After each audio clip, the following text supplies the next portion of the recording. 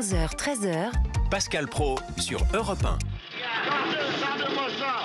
Qu'est-ce qu'il y a? Qu'est-ce qu'il y a? Pas grave. Qu'est-ce qu'il y a? Je m'oublie, qu'est-ce qu'il y a? Bah, maintenant, elle va marcher beaucoup moins bien, forcément. Ben, je vous en prie, ne vous gênez pas, marchez dessus. Oh là là. C'est pas grave. C'est pas grave, vous en avez de bonnes, c'est pas grave. Qu'est-ce que je vais devenir, moi? Eh ben, un piéton, ouais, plus. Quelle est votre première voiture préférée? La 4L, la R5, la 2 chevaux, la 2 Dush? Lui aviez-vous donné un petit surnom, la Titine par exemple? Figurez-vous que le salon rétromobile des voitures anciennes de collection de légende se tient en ce moment à Paris.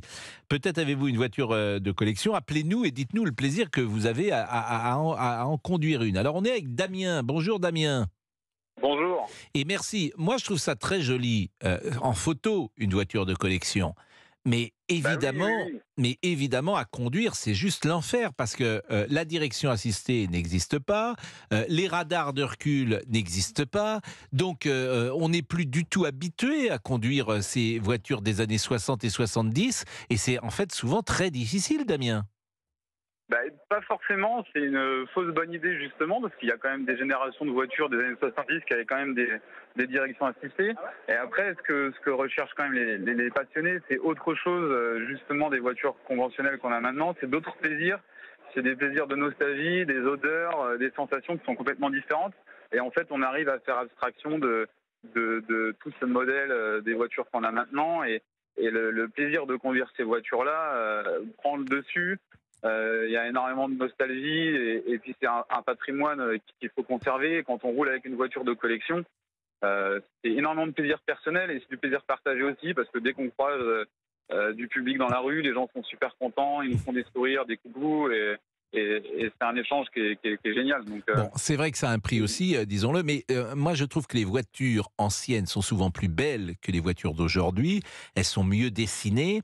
Elles sont moins mastoc, si vous me permettez cette expression. Je pense par exemple aux coupés Mercedes. Les coupés Mercedes des années 70 qu'on voit parfois, ça s'appelle 450 SEL, je crois, ou les 280 SL, les voilà, pagodes, bon. ouais, c'est vrai que bon, moi, j'ai jamais eu ce type de voiture, mais ça m'arrive de les voir et je les trouve, il n'y a rien qui dépasse. Je trouve ça extraordinaire. On voit ça souvent parfois dans les films dans les feuilletons Colombo, parce que à Los Angeles, il y a beaucoup de voitures comme ça décapotables. Donc, à la fois, elles sont plus jolies que les décapotables d'aujourd'hui, que je trouve vraiment mastoc et lourdes, mais en même temps, elles sont également moins sécurisées, ces voitures-là, que les voitures d'aujourd'hui.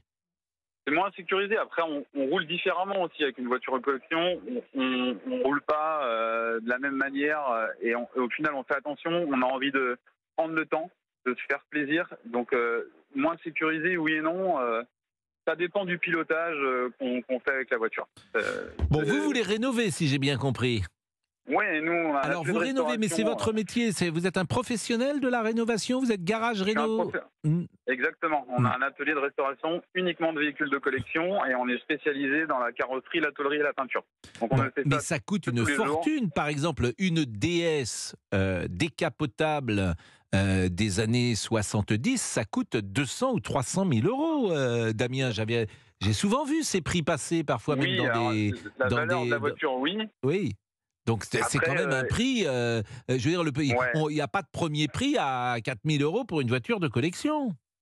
Si, on peut très bien acheter une voiture populaire française pour un budget à moins de 10 000 euros. Alors après, en fait, l'État fait le prix, effectivement.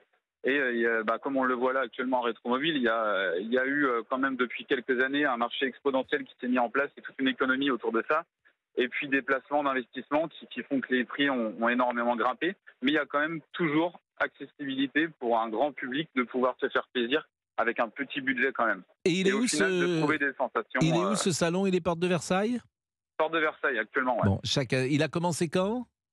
Ça a commencé mercredi jusqu'à dimanche. Et il se termine dimanche après-midi? Ça se termine dimanche soir, ouais. Eh bien, écoutez, moi, peut-être que j'irai faire un tour dimanche après-midi, parce que je trouve ça tellement beau. Simplement, c'est... Il faut venir, en fait, parce que c'est un salon qui est très bien, qui est très hétéroclite. Il y en a vraiment pour tous les goûts. Et, on peut autant venir en tant que passionné et puis professionnel de la carrosserie comme nous à venir pour le côté professionnel, mais aussi les particuliers Qui pour venir voir. Qui expose? C'est des garagistes, des privés? Alors, il y a une partie des halls qui est réservée à la vente et qui est réservée aux professionnels de la vente et des garages. Il y a une autre partie du hall où il y a des très grands revendeurs internationaux de véhicules de collection et haut de gamme. Il y a Curial qui est là pour une vente aux enchères. Et puis il y a des professionnels. Alors nous, on n'a pas de stand actuellement encore sur le salon, mais j'espère qu'à l'avenir, ça viendra. Et où on présente des carrossiers et des garagistes qui refont des véhicules de collection. Vous avez des modèles à nous proposer? Une DS? Il y a une traction, par exemple? Il y a des vieilles tractions? Ça roule toujours? Il y a des tractions. C'est formidable, ça. La traction, c'était d'une beauté. Il y a des 2 chevaux, j'imagine? Il y a des 2 chevaux, il y a des Mercedes, il y a des Maserati, il y a des Ferrari, il y a des Porsche, il y a des Citroën, des Diane, il y a de tout. C'est très hétéroclite, c'est pour ça que... Est-ce qu'il y a une Méhari? Il y a plein de Méhari. Ouais, mais alors Méhari, ça coûte très cher une Méhari aujourd'hui. C'est très bien, mais ça coûte 25, 30, 40 000 euros une Méhari. Exactement, on vient d'en voir une justement là, qui était affichée à 35 000 euros et... C'est vrai que c'est un véhicule qui coûte cher pour la conception de ce que c'est. Une 2 chevaux, c'est combien? Une 2 chevaux, c'est combien? Pareil, ça va de 15-20 000 euros à 30-35 000 pour certains modèles. Moi, ça a été ma première voiture, la 2 chevaux, une 2 chevaux bleu ciel. Et est-ce que je vous ai parlé, Damien, de ma célèbre... Non, ma célèbre 4L fourgonnette? Je vous en parle après la pause de ma 4L fourgonnette. Je vous en ai parlé ou pas, monsieur? Oui, elle s'appelle la charcuterie. Non, pas charcuterie. Pardon. Boucherie, la boucherie Espinasse. La boucherie Espinasse. Sentait le jambon. Elle sentait pas le jambon, il n'y a pas de jambon dans une boucherie. Pardon, excusez-moi. Il y en a, mais il y a surtout de la viande. Bon, Damien, on vous dit au revoir après la pause. Et puis, je suis pas contre, effectivement, aller faire un petit tour peut-être dimanche. À tout de suite. Vous écoutez Pascal Pro et vous sur Europe 1 pour réagir, vous composez ce numéro non surtaxé. Appelez Pascal Pro au 01 80 20 39 21.